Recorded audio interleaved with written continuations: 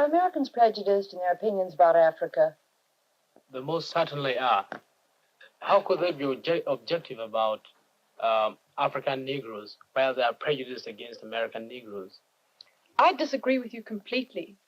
I think that Americans are prejudiced for African natives and are very prejudiced against white people in Africa.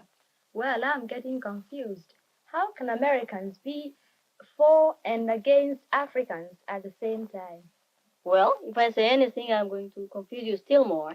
As an Ethiopian, I'm prejudiced against both white people and Negroes. Discussion are 4 high school students from 4 different countries in Africa. Let me introduce them to you now.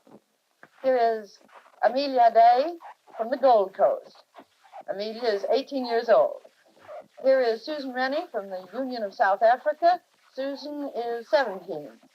Susan, those school uniforms, are they always that short? No, this is actually a dispensation. I'm a senior, but the other girls have to have them 3 inches above the knee. Very interesting study in native costumes. Thank you. Now let me introduce the boys, will you? Here are our baby for tonight, 15-year-old Mesfin Binega from Ethiopia, and 16-year-old Boniface Offokaja from Nigeria. Now, let's start out by asking you what some of your own prejudices are. How about you, Amelia? Have you got any prejudices, say, against the Nigerians? Yeah, I have my own personal prejudice against the Nigerians. Coming from the Gold Coast, where there are many Nigerians, I think that I sometimes look down on the Nigerians as somewhat inferior to us. Because, you see, the Nigerians who come to the Gold Coast are mostly beggars. So that's my opinion about the Nigerians. This is funny. I don't see how you have a case against for this your proposition, or I say for this your stand. Actually, personally, I look towards the Gold Coast not as inferiors, but perhaps as people that are individualistic, are not working towards the communal effort or towards the welfare of the nation. They, of course, have made great strides because they are a very small country, and yet you have all these differences in their country. Nesbin, how about your prejudices? You admitted to several at the beginning. Well, as I told you before, we have also our own prejudices against the African Negroes. We consider them as inferiors. We have, of course, our own reasons for saying so. Well, what are they, Mesfin? Well, first thing, we consider ourselves to be of the lost tribe of Israel and not Negroes. It's only that our faces are burned that we look like Negroes. And also, we've been ruling part of Africa for hundreds of years. During the 16th century, and we ruled part of Egypt, Sudan, and as far down as Mozambique. Well, what about your prejudices against white men? Well, back home, if a woman marries a white man, she's considered mean, and when she dies, the priests never pray for her as they would do for any ordinary man. It's just considered as suicide. Why do you think they look down on the white people so much? Well, for the first reason, religiously they consider them unclean in heart because they eat pork, and that's prohibited in religion. Susan, you got any prejudices? Oh, I think I've got some pretty large prejudices. I think I'm very prejudiced against the foreign press, particularly the American press, because I've come up against a lot of discrimination myself while I've been here. As a South African, everywhere I go, particularly in the schools, at the moment I mention that I'm from South Africa, I'm discriminated against in the sense that, the picture in South Africa, the situation has been so badly distorted and so exaggerated because racial news is sensational news. And so journalists have so distorted the picture in South Africa that when I come over here, I'm looked down upon. And I've really felt this discrimination. I haven't been treated as just an individual and a human being. And I feel that the press is responsible for this. Well, I've been wanting to ask you a question for a long time. When we all came here, you just took to me. You like me very much, I can see, and I like you. But I know you are a South African, and I'm an African. But why is it that out here you are very friendly towards me, but down in South Africa, You don't do the same towards the Negroes that are living there, can you tell me? Well, it's the whole setup. I mean, South Africa, we have a pattern of life which is different to any other country in the world. Because you have the white population, and which came to the country in 1652, and they are much more highly developed, coming from Europe with European backgrounds and traditions. And they have developed the country and have developed a highly civilized community. Whereas the Negro, the Bantu as we call them in Africa, in South Africa, is primitive, on a very primitive level. And the barrier in South Africa isn't so much color as civilization and economically. Excuse me, on that point, we get into a very, very tense ground recently.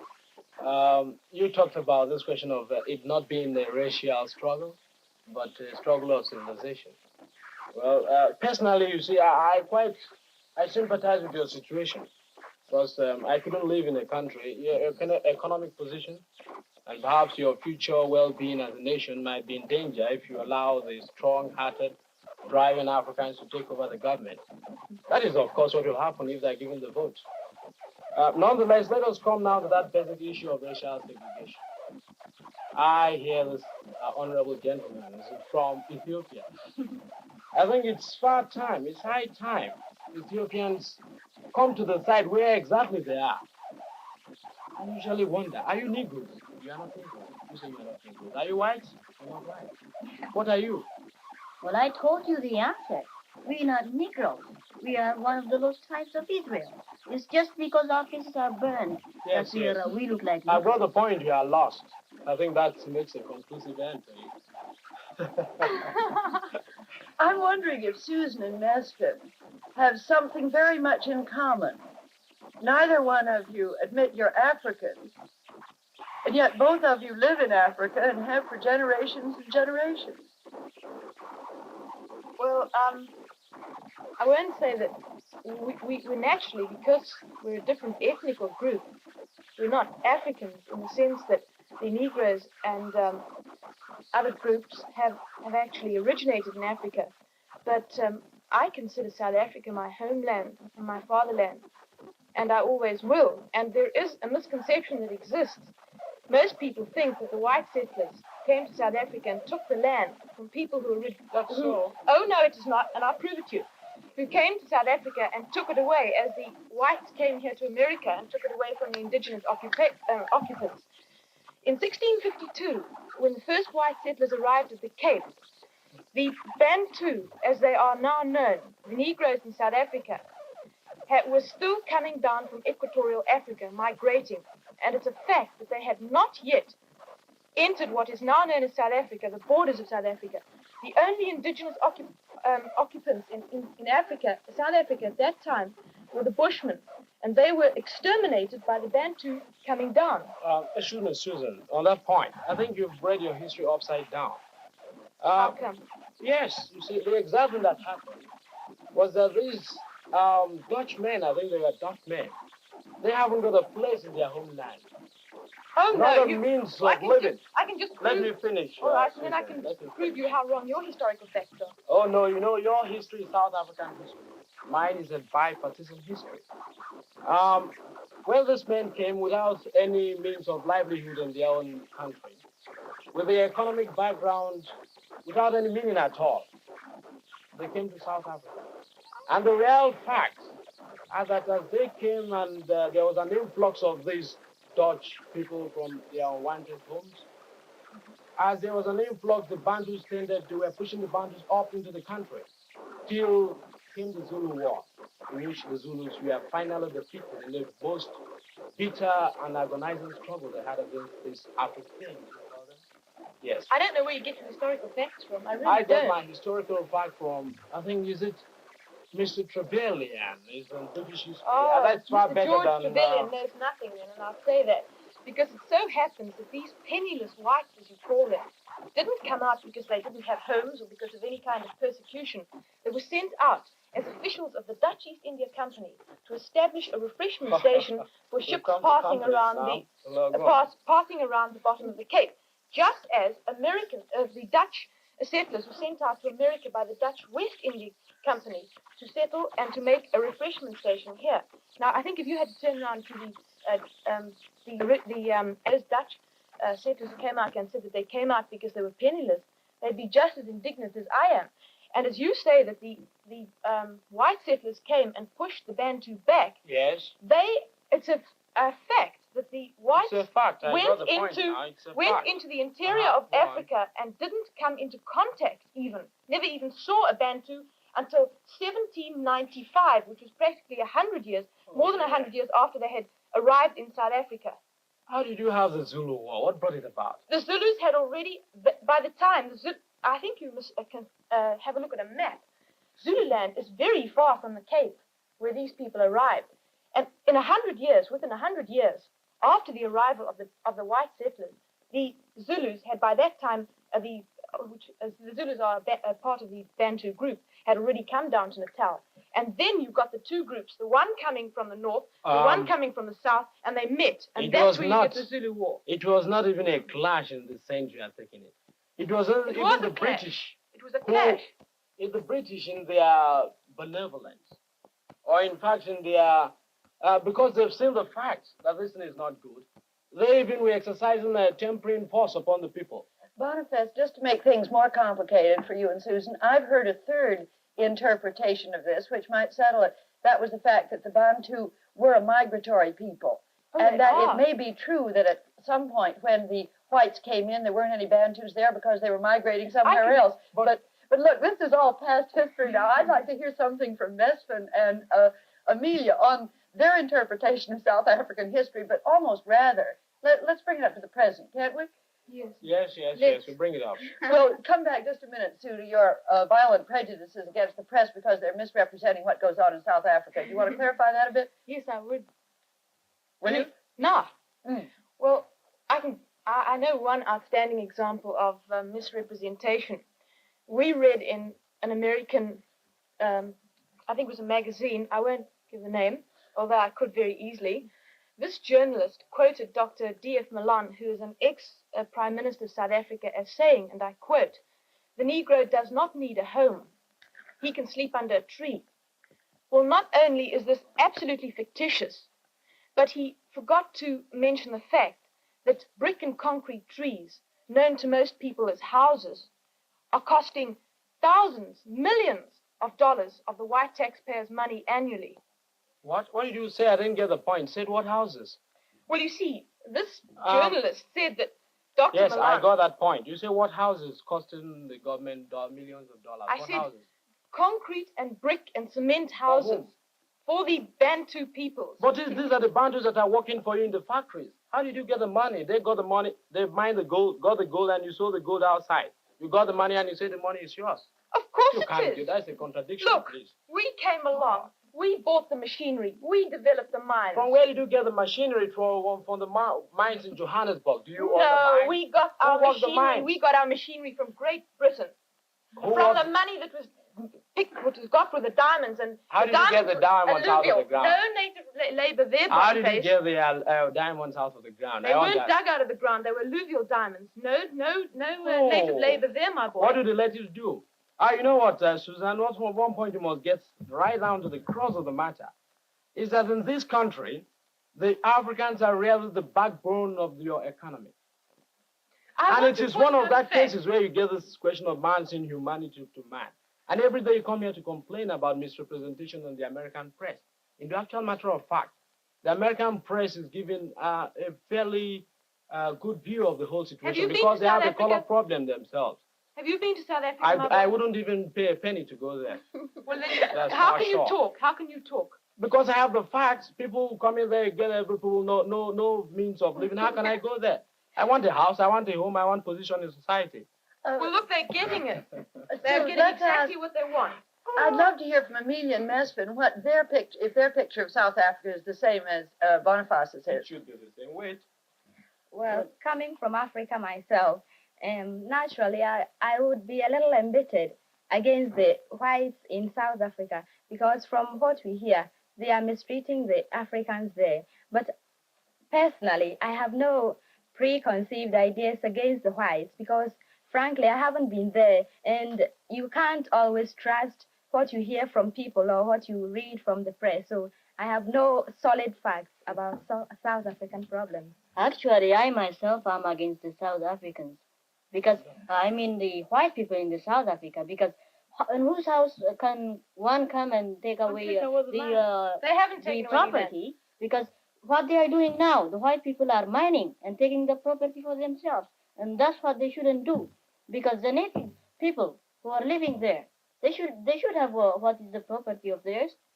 Well, actually, before I came from Ethiopia, I was reading about this in the press, and they were pretty hot about it. They were against the white people. The same thing could happen to them, of course. On this oppression business, if you say the Bantu in South Africa are oppressed, how do you account for this fact? That every year, regularly, hundreds of thousands of Bantu and Negroes from other territories adjoining South Africa, such as Portuguese, East Africa, etc., are invading our country illegally in spite of the law. We've gone. Are they coming for oppression? They know what goes on in South Africa, and they come back year and year again. Those who have worked in South Africa and have been sent back, come back. Are they coming back to seek oppression? Your this does not answer what I'm driving at. The Africans have the land. They were there before do not you. have the land, and They they were mine not the there gold. before us. All right, wait a minute, Susan. Let me get my point straight before you go. They mine the lands. They get the diamonds. You sell the diamonds outside, and when you get the diamonds, you say they are not to be given their own fair share of the quota. Have you read "Cry of the Beloved Country"? Yes, I have. How? It's a one-sided view. One-sided view, and it was written by an European. How could Europeans be having one-sided view about their own They're king and radicals in queen? every nation. Radicals? You are radicals in South Africa, then? Oh, no, we're not. Look, Mesfin was just talking about, and all of you, about the importance of news about South Africa in the Gold Coast, in Nigeria, and in Ethiopia. I'm wondering whether news about racial problems in the United States also takes up a good deal of space in your countries. Does it in the Gold Coast? Yes, very, because after all, the Negroes come from the Gold Coast, and we feel very badly about what the Americans are doing to our Negroes. I know that one of my ancestors probably came here too, and from what I hear in the Gold Coast, the Americans don't give the Negroes a fair chance of activities here. For instance, they don't give the Negroes the same education as they give the white Americans. And also, for instance, a Negro wouldn't be permitted to ride on the same bus with a white man. As for me, I don't think that color, which is purely a natural thing, can be such a great bar to human understanding. And I think America is a democratic nation, as it calls itself. But this one thing really doesn't show it all very well as a democratic country. Amelia, you've been in the New York area for about a month now. Does the picture you had of America that you've just described correspond to what you've seen here in the schools and the communities you've been in? Well, when I came up here, most of the people in New York told me that segregation is only practiced in the South, but in the North, they have now begun to have integration. Well, I didn't think much about it, but one day after school, I went to a restaurant with a friend of mine, and she's an English girl, and we sat there and waited to be served by a waiter. Well, the waiter just came around, looked at us and passed us and went around serving others who came in after us. Well, I knew at once what he was doing, but my friend didn't know it. So she walked up to the waiter and said, "Well, we've been waiting here so long, won't you serve us?" The waiter just looked at her hard and then looked back at me. And then I told the girl that we better leave the restaurant because I understood it. But the girl was shocked, but I wasn't surprised because that was what I was expecting to find. And how about Americans, you, Mesfin? Well, in my country... No, I mean your experience with segregation here. Have you had any? Well, when I came to America, I was in Dwightmore High School, and I went for a haircut in the city. I looked up for a barber shop. I went there, and they told me they were busy. I went to a second one. The same thing happened, and to a third one, too. How about Dwightmore? Are there any Negro students there? Well, there are quite a lot of them. In fact, about 3/4 Negroes in the school. And they are well treated as the other white people, and I'm happy about it. In fact, one of the vice presidents of the school is a Negro himself, Linton Marsh.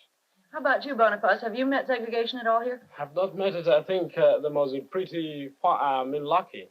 Because I've been looking forward to get this segregation against me, but I have not got it yet. It's an irony that a South African will get it and I wouldn't get it myself. Well, Susan really has felt some here. It's interesting that you're the only one who has not.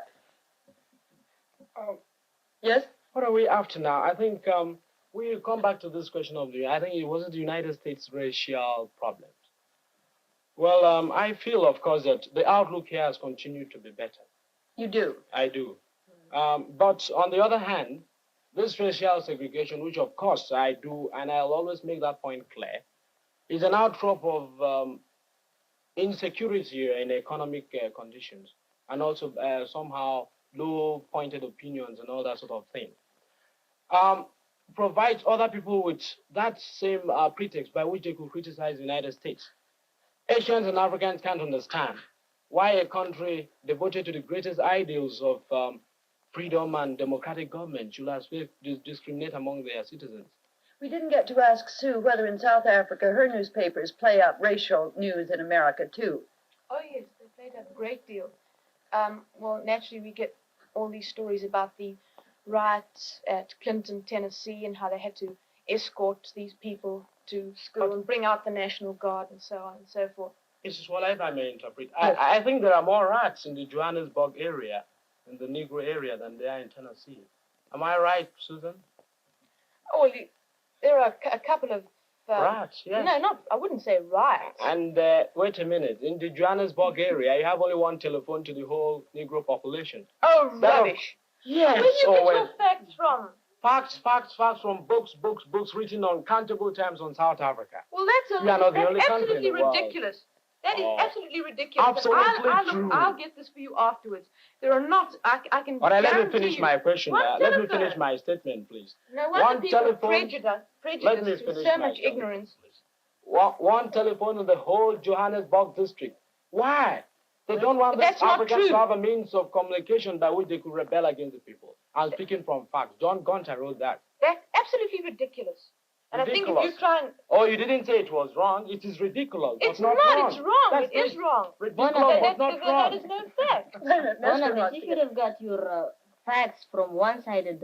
It's not one-sided, Mesfin. It's not It should one-sided. be, because what you've got is almost all what you've got. All right. Look, I can give you 4 concurrent. John Gunter wrote that. An African newspaper in Nigeria wrote that. A British paper wrote that.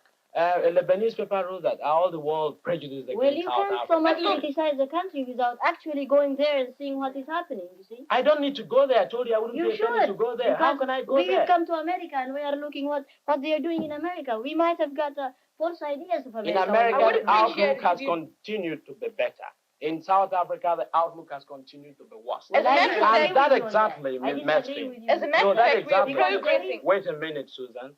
That exactly, Mesfin, is what, Susan, I think you better take care about this. When these Africans come to learn that they are really being discriminated, I think they're learning now. And when they rise, you know what has been imposed upon the people by law? Or what has been suppressed when you get the people really suppressed? When they rise, they shall throw away that same government. And you are... Well, let me, look, instead you of- had your speak, I'm going to have mine now. It so happens that this apartheid, which you most probably have misinterpreted already... No, you misinterpreted. Just a minute, yourself. let me speak. Nothing. Is working towards a solution in South Africa, and it so happens that there will be no riots, nothing like that. This apartheid policy, which I will afterwards speak to you about, seeing I think there's only very little time, is working towards getting self-realization and self-rights for the black people within their own areas. And I think if you make a careful study of apartheid, you will see, and already they've started legislating in South Africa and spending vast sums of money. Within the next 20 years, we're going to have a solution to our problems. I've spent 15 years learning it, and every day I become more prejudiced against South Africa. I don't need to spend a day more. And But I for think you're getting your instance, facts from the wrong source. not That's all from I the can wrong say. source, please. You're getting your facts from the government laid out principles and practices. Well, by I which live racial there. segregation will I be live there. I ought discriminated. to know. I don't You want to you live live there. 7,000 miles away. How can you That's know? not better. I have a home, I have a house, I reading can walk anywhere I propaganda. have. Reading propaganda. Unfortunately, All right, our no, time no, is Susan, running let's out. sit that down. I'm wondering if anybody's got a final word to say on the subject of prejudice, where they come from. Yes. Well, Mesfin? folks, I understand I'm becoming an African, I suppose. Well, and I think, Susan, I'm sure that government policies sometimes conflict because you and I get on so well together. And I'm sure that this time our governments are in the wrong. So if we get on together, I'm sure in the future they will try to understand each other better. Boniface? I think the important thing to consider is whether on the balance, the direction in which a nation is going is the right one. If two different, even contradictory opinions or points of views can be hospitable, can be exist in hospitality in the United States. You're talking about Amelia's point at the beginning now. At the beginning, yes. Yes, when she said that Americans, she was confused because they could be pro and anti at the same time. Yes. Can have hospitality in the United States. This is progress. It may not be, it is not weakness. The dynamism of a democracy that gives hospitality to two points of view. I'm sorry, that's all the time we've got. We'll be back again